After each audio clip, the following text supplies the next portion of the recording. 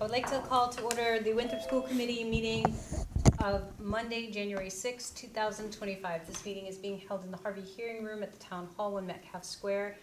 It is 6 p.m. and this meeting is available via Zoom and it will be broadcast on WCAT. Please give me the roll call. Yes. Mr. Martucci? Yep. Ms. Petrie? Here. Ms. Barry?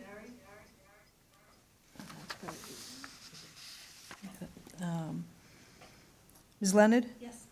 President Lettieri? Here. Mr. Puritan? Here. Ms. Powell. Ms. Powell? Sorry, she left you off. Please rise for the Pledge of Allegiance. Ms. Leonard, can you lead us? I pledge allegiance to the flag of the United States of America and to the republic for which it stands, one nation, under God, indivisible, with liberty and justice for all. Just because we're not going to max, see that one. Thank you. Do we have any public comment from the room? Not yet. Okay. Do we have any public comment on Zoom? See nothing. Okay. I'm just going to make sure they can hear us. I will text Karen. We're all set. Okay, could I have a motion to approve the minutes of December 16th, 2024? Motion. Second. Motion by Ms. Berry, second by Mr. Purinton. Any discussion? Hearing none, can I have a roll call, please? Yes. Mr. Martucci? Yes. Ms. Petrie? Yes. Ms. Barry? Ms. Leonard? Yes. President Lettieri? Yes. Mr. Puritan? Yes. And Ms. Powell? Abstain.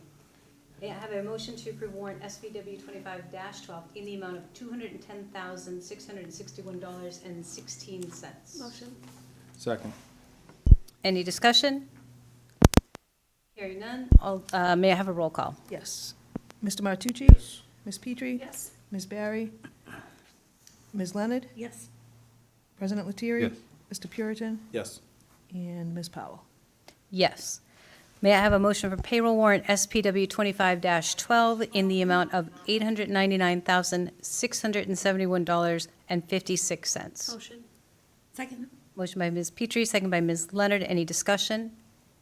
Hearing none, may I have a roll call? Yes. Mr. Martucci? Abstain. Ms. Petrie? Yes. Ms. Barry? Ms. Leonard? Yes. President Lettieri? Abstain. Mr. Puritan? Yes. And Ms. Powell? Yes. We have on the schedule a subcommittee report for the policy, and I believe that will be deferred as the meeting has been deferred. And that brings us to the superintendent's report. Ooh, I'm wearing multiple hats tonight, as you can see, trying to do the roll call. I'm not very good at that, but I got it done. Okay, so just a few comments overall for the school district. January 15th and 29th, they're early release days for all schools, so folks need to remember that. I know that the principals are good at making sure folks are reminded weekly. There's no school on the 20th. That's Martin Luther King Jr. Day, folks to remember. January 16th is our international night from 6 to 7:30. That's going to be at the old middle school gym, so we're excited about that. School website has the ability to go on and read about that and determine if you would like to go. Another important date coming up, December 2nd, that's National Special Education Day. Principals ask that we give you that information. Individual school happenings at the Gorman Fort Bank School access testing has begun on Monday, and that will run throughout the month. Just make sure that we have all of that access testing done, and also benchmark testing has begun. CBM testing, STAR testing, iReady, those are all the benchmark testing that we do above and beyond things like MCAS and the like. So those are all happening at both schools, both elementary schools, and data meetings as well are on the 28th, the 29th, and the 30th at the William P. Gorman. There's also a PTO Gorman Fort Bank's Winter Wonderland Parent Trivia Night. That is on January 11th. There's tons of information on their website about how to sign up for that. They have an auction as well, so please take a peek at that. And at the Gorman Fort Banks, there was a site council meeting is a site council meeting, sorry, on the 7th at 2:30. The coming school, January 9th, is the drama and chorus performance at 3 o'clock in the afternoon. Again, International Night we spoke about. And then the winter concert, which we had to delay, that is coming on January 17th for third graders at 8:30 in the morning, fourth graders 9:15, and fifth graders at 10 o'clock.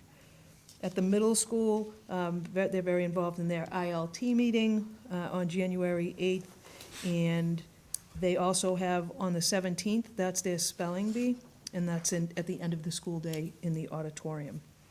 And the end of second quarter is happening for the middle school on January 22nd, so if parents can jump on Power School, check student grades, and contact teachers if they have any questions. For the high school,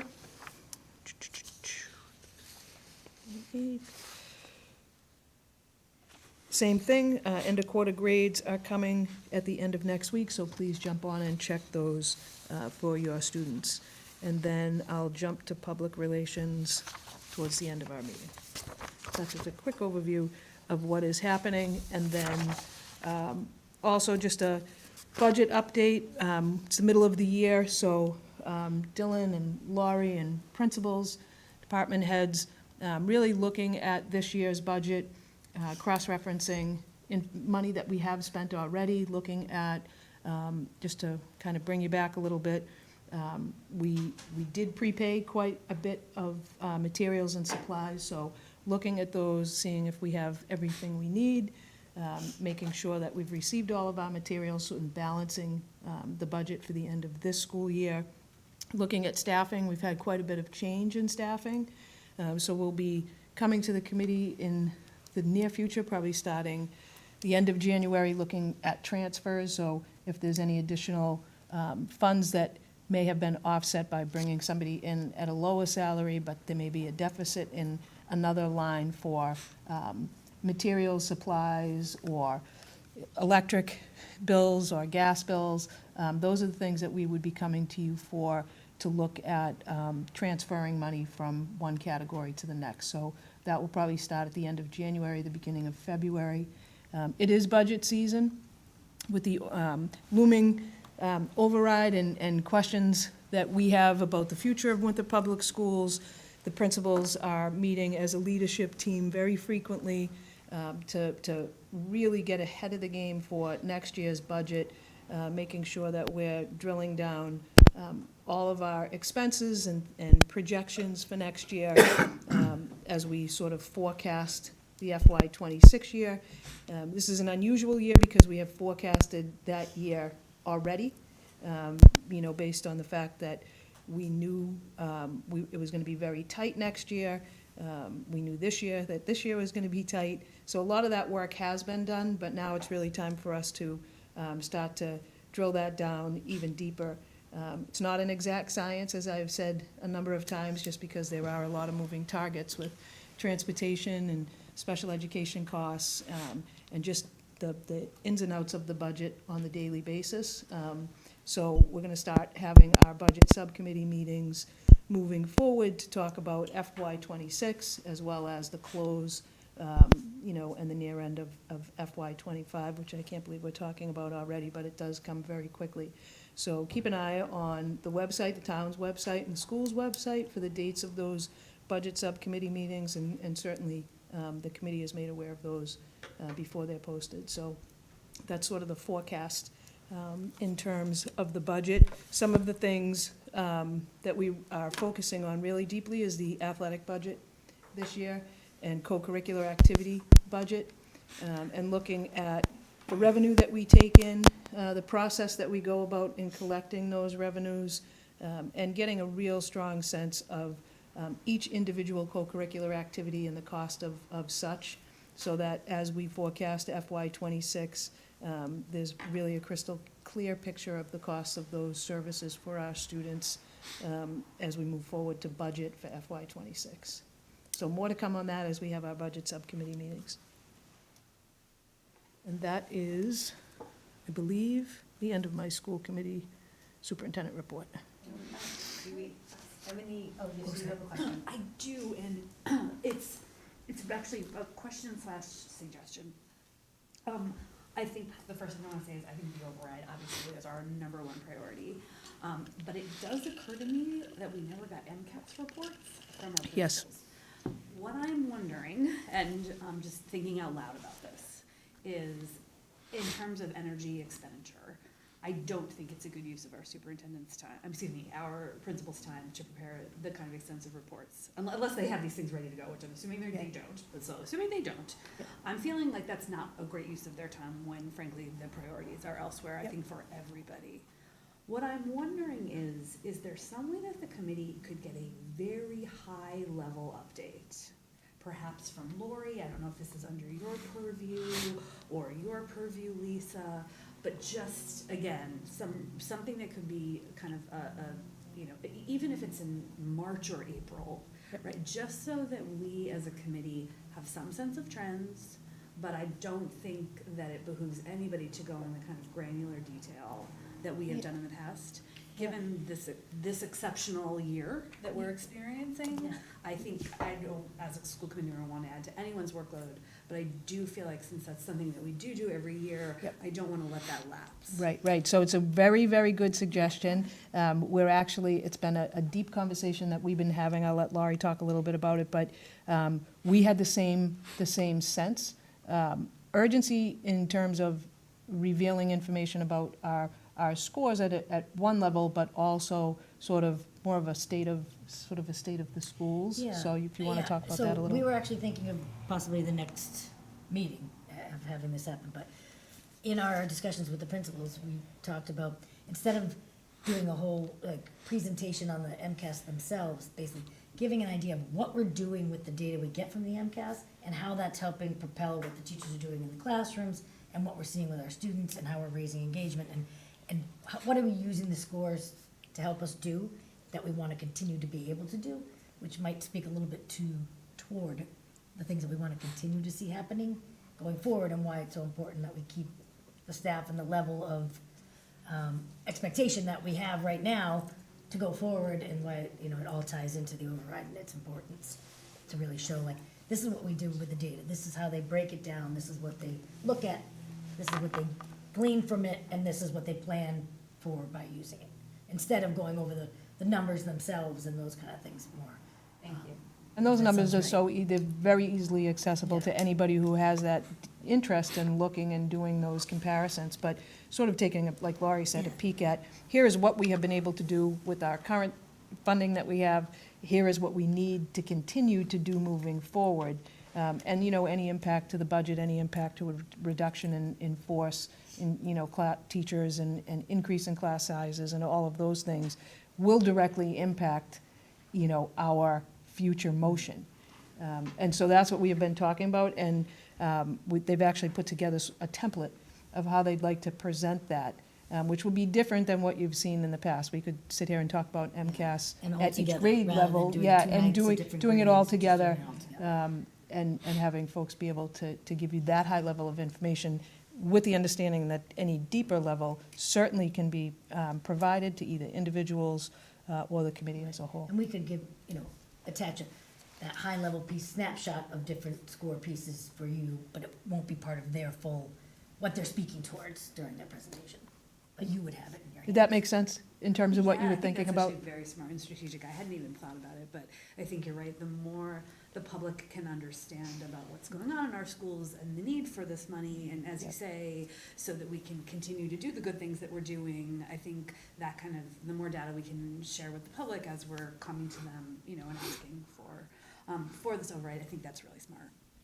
So just to be clear, though, this is the level of detail that they give to us. I would imagine that this is a matter of course that they're going into these reports at that level of detail and reviewing them at that level of detail, correct? Oh, And absolutely. that's what I'm saying, we figured it was more important to now start showing people, when, for example, when Matt meets with his leadership team and they go back to their areas of discipline and they meet with their team, what they use basically to look at, how they drill down, how they focus on what this year's results are telling them, and then what they plan to do with it. And then when they come back around, how they address what they've met, what they haven't met, what they're gonna change, what's not lining up with the curriculum that they're using maybe, because they're still missing in this area, how are they gonna supplement it, those kind of conversations, like about what it is we do, the data meetings that are held at the elementary level, at, you know, grade level and classroom level, and who runs them, and all that, how that plays out, because without the bodies that help us do all this, collect all this,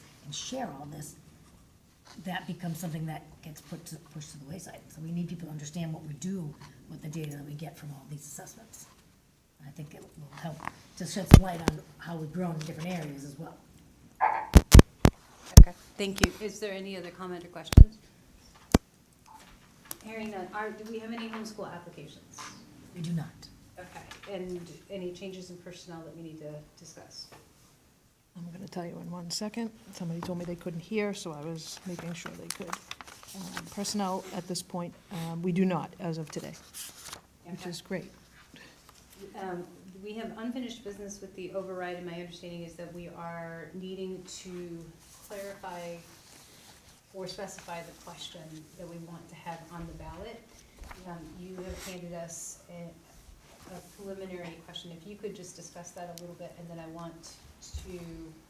don't believe that we're gonna vote on this tonight. We have a budget subcommittee coming up, and we can defer this to that budget Yes. subcommittee. So I had questions, and the committee had questions about how the override question on a tiered override presentation could be presented. So I did reach out to DLS, the Department of Labor Services, and asked them questions. So I formulated a question, and 1A and 1B, and sent it to them, and then asked for their feedback. And the other question I had was regarding our ability to eliminate confusion of voters and how we would be able to accomplish that on a ballot. So one of the things that they responded to us was that we can actually have voter instructions on the ballot itself, and the voter instruction would read as such, if you don't mind my reading it. Question 1A and 1B are separate questions. You may vote for or against each question independently. Each question requires a majority of those voting on the question to pass, and if more than one question, meaning question 1A and 1B, if both questions pass, if both questions pass, then the question with highest dollar amount will prevail. It's important that the instructions are able to be on there, so folks can read that prior to voting. And then in the two individual questions, question 1A, and this is a draft, and we still do need some additional clarification from the Election Division of the Office of the Secretary of State, which we are awaiting. There's specific language about how the question has to be proposed to the voter from DLS and from the Secretary of State. So, for example, shall the town of Winthrop be allowed to assess an additional amount in real estate taxes and property taxes for the funding of the FY26 schools budget, whether it's the operational budget or the stabilization budget amount, and that you have to have at the end of each 1A and 1B, you have to have the statement for the fiscal year beginning July 1st, 2025. So the other question was whether or not additional information could be added to the ballot question. If you remember, in the November election, there were 4 state questions that had a plethora of information that was actually very helpful. And so our question was, where on the ballot, embedded in the question or separately, and we believe it's separately, can additional information be provided to the voter? So additional information would be such as a yes vote would allow Winthrop Public Schools to, and you'd be able to state what we would do if you vote yes, and a no vote.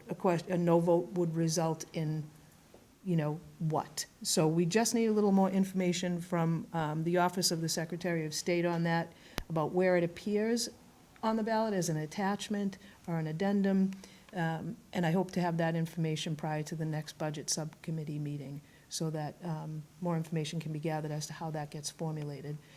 And then that information goes to the town council for a vote on the questions, but I believe Denise Quist also has to review them and cross-check it with DLS and with the Secretary of State. So a little bit more work on those questions, but I wanted you to have sort of a draft of what that might look like, so that that further discussion can happen at a budget subcommittee meeting and then on to the town council. Okay. So at this point, this question will be deferred to the budget subcommittee meeting, which is this Wednesday at 3:30. Yes. Okay.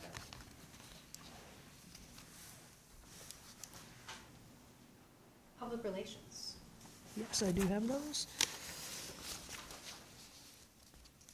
So right now, for this week, the principals have given us congratulations to the athletes of the month, Spencer Parko for basketball and Talia Martucci for hockey. And another big accomplishment in our girls' hockey team was Talia Martucci scored her 100th point in hockey, which is a big one. So congrats to Talia and Coach Butch and the rest of the coaches on the team for both of those accomplishments. It was a short week with the vacation. I know folks would have liked that vacation to have been longer.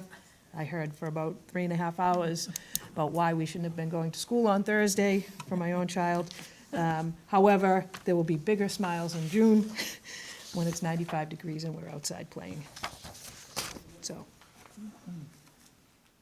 I will add on public relations that I had the opportunity to go to the first gymnastics meet of the season. yeah. And our girls did very well. We were up against some tough competition, but it was great to see them out and enthusiastic. You know, when we talk about girls' gymnastics, it's really interesting in our small town that we have a gymnastics academy. So the benefit of being able, for our girls to be able to work out at the gymnastics academy, and that's a relationship that we have, you know, with the gymnastics academy to use their space. It prevents our gym floor at the high school from, you know, deteriorating more than it's starting to, which is a subject for another time towards the end of the year with the capital improvement questions and concerns I have. But they are able to do their workouts there. I mean, it's a tremendous amount of work to bring all of that equipment to Winthrop High School. I know they do tournaments, you know, for a bunch of schools at the high school, typically once a year. And I've been able to witness what it takes to get all that equipment into the middle school, high school gym. And it's about a 4-hour event just to get the equipment into the facility. What's nice about it is we bring schools from all over the state that come out and compete during that time in our school and always get great feedback about the cleanliness of our school. And that school is, I think, 7 or 8 years now? 8 years, because it's as long as I've been in this position. 8 years going, so, am I right, Gus, 8 or 9? 8. Yep. And people are always wowed at the cleanliness and the upkeep of the facility, so that's kudos to our custodians and principals and admin and teachers and kids at Winthrop High School. Is there any other public relations? Seeing none, can I have a motion to adjourn? Motion. Second. All those in favor? Aye. Any opposed or abstentions? Hearing none, motion passes. We are adjourned.